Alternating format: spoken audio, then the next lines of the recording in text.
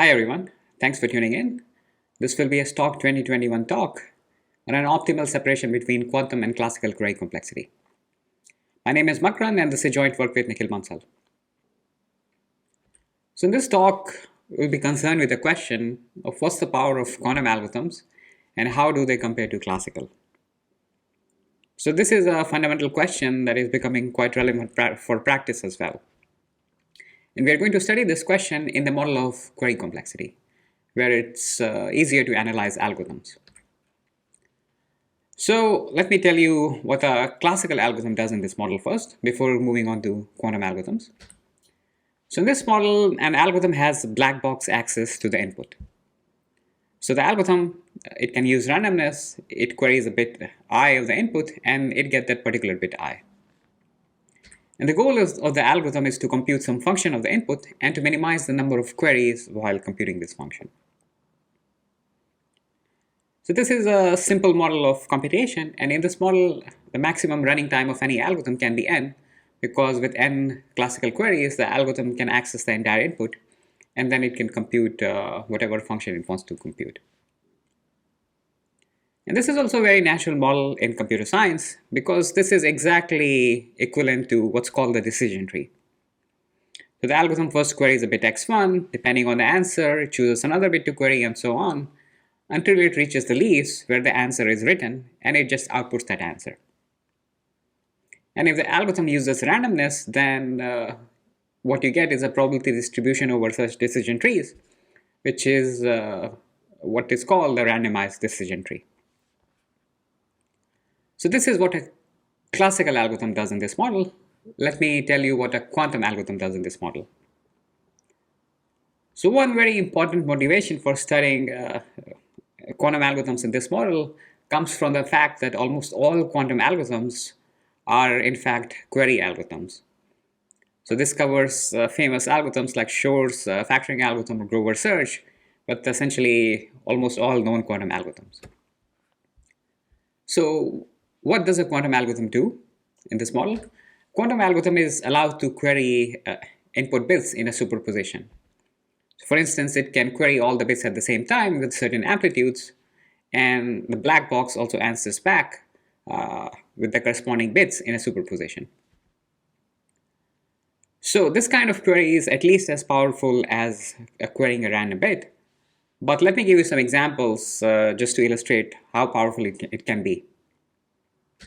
So consider the following task. Suppose you are given a bit strings of zeros and ones, and your goal is to find whether there is a 1 or not in the string. So classically, you cannot do anything better than making n queries.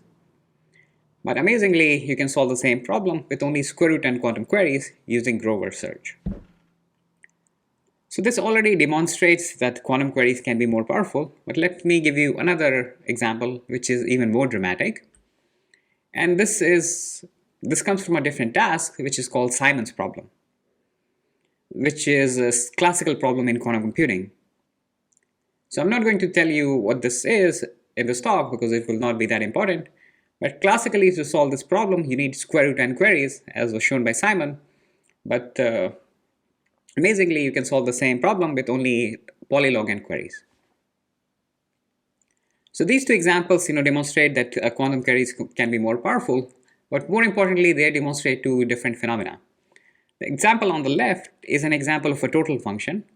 So this is exactly the OR function, or n bits, is defined on all inputs, and in this case, the separation is polynomial between these two quantities. But the function on the right, the Simon's problem, it's a partial function. It's not defined on all inputs, and wherever it's not defined, the algorithm can output anything. In this case, the gap is exponential. So now I can come to the main question of this talk, is to compare the power of these two kinds of algorithms in this model. What is the maximal separation you can have between quantum and classical query complexities to solve the same task? And just recalling our previous examples, so for total functions, this gap is always known to be polynomial, and there is a long line of work trying to pinpoint the best constant c there in the polynomial.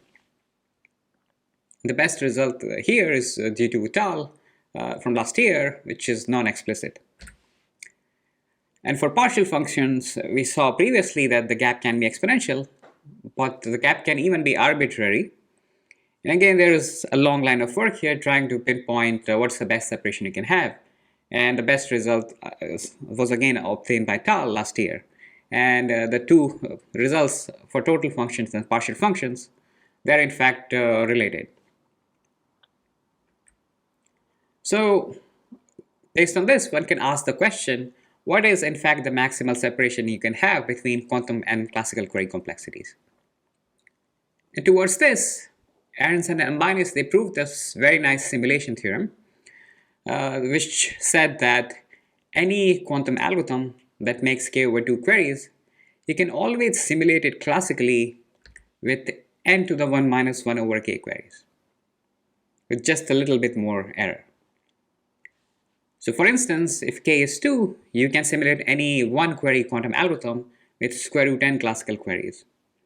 If k is 1000, you can always simulate any classical algorithm with n to the 0.9 n queries, which is almost linear. And remember that n is the maximum running time of any algorithm in this model of query complexity.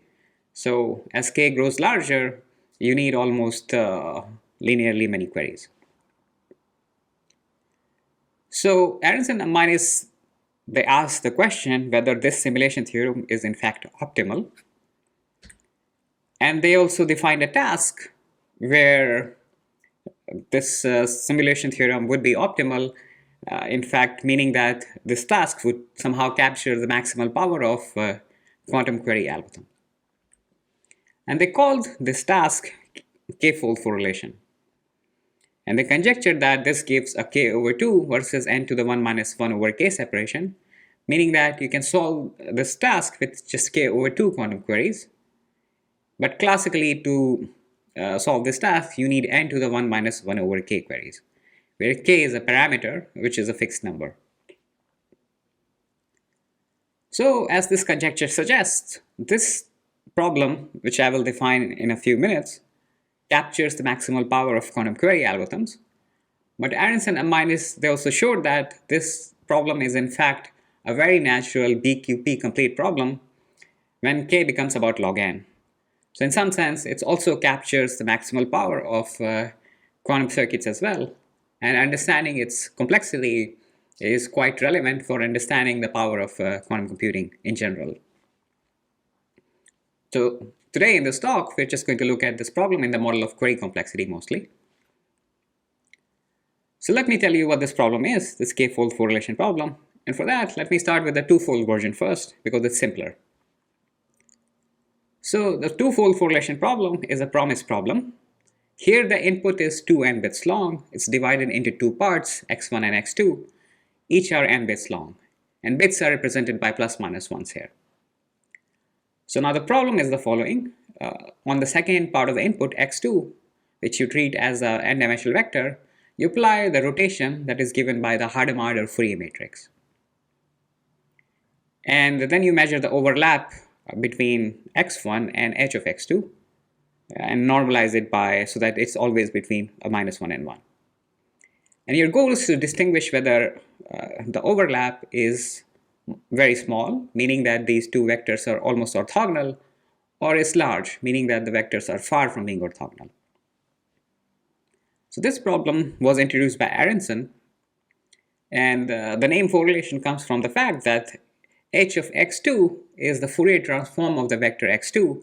So what you're measuring here is the following fact, that how correlated is the vector x1 with the Fourier transform of the second vector x2. So that's why the name correlation comes from. And how is this problem related to quantum computing? It's because this problem comes very naturally out of a specific quantum circuit. In this quantum circuits, you start with the all zero state, you apply a bunch of Hadamards and queries, and the amplitude of the all zero state at the end of this quantum circuit is exactly this quadratic form or this inner product, which you can also view it as a degree 2 polynomial whose output is between minus 1 and 1. So this problem comes very naturally out of a quantum circuit, and here I've drawn a quantum circuit which makes two queries, but with a simple trick you can find a more efficient quantum circuit, then can solve the same problem with just one quantum query. And for us, a useful way to remember this polynomial would be the following. So consider the complete bipartite graph on two n vertices, where the vertices on the left are labels with the variables are the coordinates of x1, and on the right hand side the variables are the coordinates of x2, and each edge is labeled with the entry of the Hadamard matrix Hij. Now the correlation polynomial is just the sum over all monomials, where each monomial corresponds to taking an edge and taking the product of the two endpoints and the label on the edge, and appropriately normalizing that. So this is the twofold correlation problem, and if you view this as a polynomial, the problem is to distinguish whether the value of this polynomial is very, very small, 0.01, or is large. So this is a twofold version, and let me come to the k-fold version now, which is a generalization of this problem. And this is again a promise problem. Now the input is divided into k parts, each of n bits, and the problem is again to distinguish whether on a given input a certain polynomial has very small value or very large value. And now this polynomial is not a degree 2 polynomial, but it's a degree k polynomial. And this polynomial again comes from a very natural quantum circuit, similar to what was shown before, but now this quantum circuit makes k quantum queries interspersed with a bunch of Hadamard gates. And again, the output of this polynomial is always between -1 and 1. And with a simple trick, as I mentioned before in the previous case, you can solve this problem with only k/2 quantum queries. Again, this polynomial looks very complicated, so to help you remember it, let me give you a graph theoretic interpretation. So now instead of a complete bipartite graph, you consider a complete k-partite graph, where each part is labeled with the corresponding x1 coordinates. And each edge is labeled with the entries of the Hadamard matrix with the appropriate index. And now this is a degree k polynomial, where each monomial is formed by taking all possible paths from the left to the rightmost end and taking the product of everything along that path and appropriately normalizing them. So this is the k-fold correlation polynomial, and the problem is to distinguish whether the value is close to 0 or very far from 0. So with that, let me come to our results. So we show that this conjecture of Anderson unbiased is true by showing that this k-fold correlation problem in fact gives a k/2 versus n to the 1 minus 1 over k separation between quantum and classical query complexities. For instance, if you take k to be 1000, this gives a constant versus almost linear separation between these two quantities. And our main contribution here is proving the classical lower bound. I mean, the quantum part of this conjecture, coming up with an efficient quantum algorithm to solve this problem, is very easy since this problem is defined in terms of a quantum circuit. And our main contribution is proving a classical lower bound here. And the previous best lower bound for this problem was the square root of n due to Anderson unbiased that held already for the k equals 2 case. And our proof not only works for this correlation function, but it also works for a general class of family that was introduced by Tal, which he called the row relation. And this is again a similar problem where instead of this correlation polynomial, you replace the Hadamard matrix there with a random orthogonal matrix. So this gives you a random family of functions, and our proof also shows that with high probability, any function in this class has a large classical query complexity as well.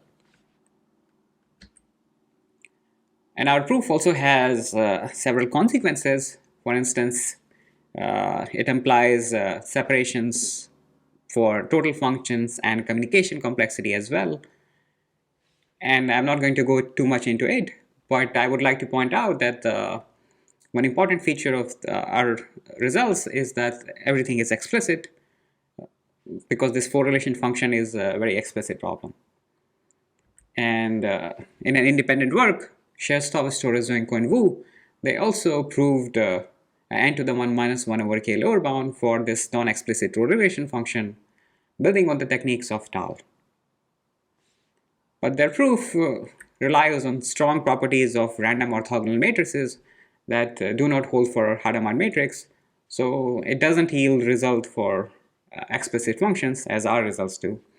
But our techniques and the techniques of Cherstov, Storozhenko, and Zhu are completely orthogonal, and they focus on different parts of the proof. So with that, let me come to the proof overview.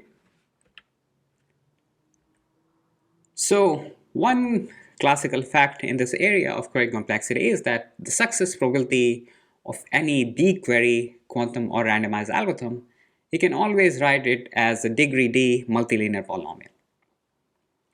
So recall that any function on the Boolean hypercube can always be written as a polynomial, multilinear polynomial in the Fourier basis, where f hat s are the Fourier coefficients and zs are these monomials. And if you have polynomials that come from quantum or randomized algorithms, these also have degree at most order D. So we need some feature to distinguish the polynomials that come out of quantum algorithms and classical algorithms. And one very important feature which we will use to distinguish is that quantum query algorithms, they are very good at computing dense polynomials with a few queries. So if you look at this correlation polynomial, it's a degree k polynomial, but it has all possible monomials of degree k. So it's a very dense polynomial, and even then, quantum algorithms can compute this with only k over 2 queries. On the other hand, randomized algorithms can only compute weakly sparse polynomial in some sense. So this intuition goes back all the way to the breakthrough work of Raz and Tal, but if this was formally proven by Tal and also Cherstov, Storozhenko, and Wu. And more formally, by weakly sparse, I mean that the L1 norm, or the sum of the coefficients, their absolute values of degree L monomials, is much, much smaller than the number of degree L monomials. In particular, the sum of all coefficients of degree L monomials is at most square root d choose L, which is much, much smaller than d choose L, the number of all such monomials. So this is what I will refer to as weakly sparse polynomials. And for us, it will be more useful to view these coefficients as in terms of derivatives. And you can equivalently write this as all Lth order derivatives evaluated at 0 for this polynomial. So this is what was proven by Tal and Cherstov, Storozhenko, and Wu. And one observation we make in this work is that if for a multilinear polynomial the derivative at 0 is bounded in this sense, then also everywhere inside the hypercube the derivative is also small. So for the rest of the STOC, we have boiled our question down to the following mathematical question, that multilinear polynomials, even if they have very large degree, n to the 1 minus 1 over k, but have small derivatives in this sense, they cannot compute this k-fold correlation polynomial in the way we want. And this is what the rest of this talk is going to focus on. And for our purposes, we only need bound on derivatives of order k squared. So k will be constant for us essentially. So we only need bound on derivatives of constant order, which follow from the previous work of Tal. But Cherstov, Storozhenko, and Wu, they are able to prove that even all higher order derivatives are bounded by the same quantity. So let me focus on this question from now on. And for this, we'll try to show that such polynomials cannot distinguish distributions on 0 inputs of this problem. And 0 inputs are one where the value of this correlation polynomial is very small, close to 0, and 1 inputs where the value of this polynomial is typically large. And the distribution on 0 inputs is essentially, you can take it to be the uniform distribution, because the expected value of this polynomial under this distribution is 0, and the value is typically small. And on the other hand, there is some distribution you can construct under which the value of this polynomial is always very large. And I'm not going to define this distribution in this talk, but this comes from taking a continuous distribution in kn dimensions and then rounding it to the hypercube, for instance, by taking the sign. And our goal is to show that if we have a degree n to the 1 minus 1 over k multilinear polynomial with small derivatives, then it's not able to distinguish the value in these two cases, meaning that the expected value of the polynomial under both these distributions is typically the same. So it cannot compute this correlation problem. And to show this, we use a very powerful approach in mathematics. It's called the semigroup interpolation method. So since we have a polynomial, one might be tempted to analyze it directly on these two distributions, but that is quite challenging to do. So what the semigroup interpolation approach tries to do is that you try to continuously modify your distribution so that at time 0 you start with the uniform distribution, and at time 1 you end up with this pseudorandom distribution in some continuous way. And at intermediate time you have some other input distribution. I will call it dt. So now what you want to show is that the value of the algorithm typically is the same at the endpoints of this curve. But here one can show this by showing that the output of the algorithm everywhere along this curve is typically the same, meaning that the derivative everywhere along this path with respect to time is typically 0 or very small. So this will be the approach we take in our work. And this method, why am I calling this the smart path method here? This terminology comes from Talleyrand, who used this method to resolve some very famous conjectures in statistical physics. And this has many applications in probability and convex geometry. But the key point that Talleyrand was making by this name is that the choice of the path to interpolate between these two cases is often the crux of the proof, because you need a suitable path where you're able to control the derivatives. And our main technical contribution is we find some smart path and we're able to give the following bound on the derivative along that path. So this bound is in terms of the derivative of the polynomial p. And this might be a complicated expression to parse, so let me plug in some parameters. So for the twofold case, when k is 2, you get a bound only in terms of the second order derivatives. And this bound also follows from the previous work of Raz, Stahl, and Wu as well. But for larger values of k, our work shows that you get a bound, for instance, for the case of k equals 3, in terms of the third and sixth order derivatives, where the contribution of the higher order derivatives gets smaller. And if you recall the bound on the derivatives of such polynomials that came from the work of Tal or Cherstov, Storozenko, and Wu, and this bound was d square root of d choose L, which is roughly d to the L over 2. And if you plug in this bound, you exactly get the n to the 1 minus 1 over k bound if you try to optimize the parameters.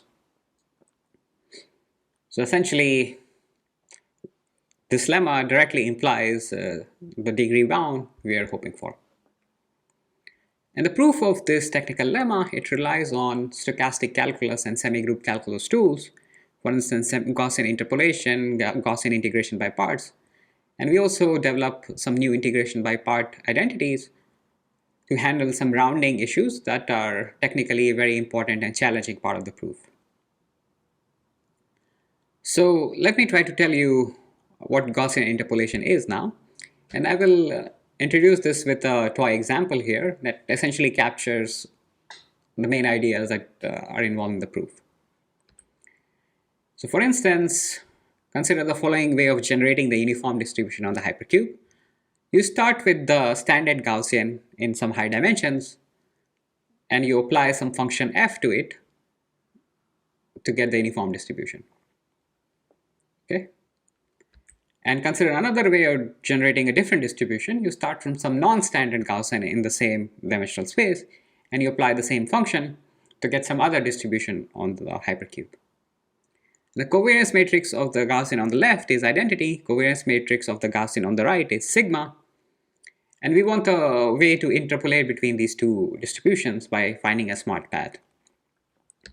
And one very canonical way to interpolate between these two distributions is to interpolate linearly between the covariance matrices.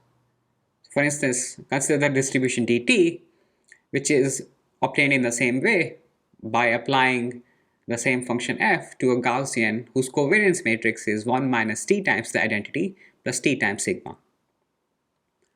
Then the Gaussian interpolation formula says that for any smooth function f, the time derivative along this curve is exactly given by this expression here. And the sigma ij minus the identity of ij terms, these corresponds to the covariance entries, and the second part corresponds to the derivatives of second order of this function h. And for our application, this function h will be the multilinear polynomial we are interested in, composed with this function f. So I will not have sufficient time to tell you what this function f is, but I will tell you what are the basic properties that it has. So for instance, for the twofold case, if you want half minus 1 over polylog n error, then you can take this function f to be just a linear function. So f of x is just x. In this case, you can directly apply this Gaussian interpolation formula, and that will give you a bound on the time derivative of f in terms of the second order derivatives of the polynomial p, since f is linear. But for the higher fold cases, or the cases where you're interested in constant error, this f will be a very nonlinear function. And that is what it makes this problem quite challenging technically. And we are able to find some different interpolation, and we are able to use other stochastic calculus tools like Gaussian integration by parts to relate the quantity here to the third and sixth order derivatives of p. And I will not be able to tell you more details here, so you can take a look at the paper if you're interested. So with that, let me conclude and summarize. So we saw a proof of this conjecture that was posed by Aronson and Minus that implies an optimal separation between quantum and classical query complexity.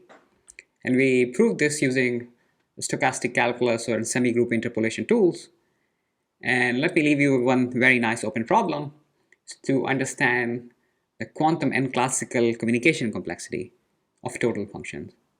So for query complexity, as we saw in the STOC, that these two quantities are always polynomially related. But for communication complexity, this is not known. So figuring out whether there is exponential gap or not is a very, very interesting problem. And I will be very happy if someone solves it. So thank you very much.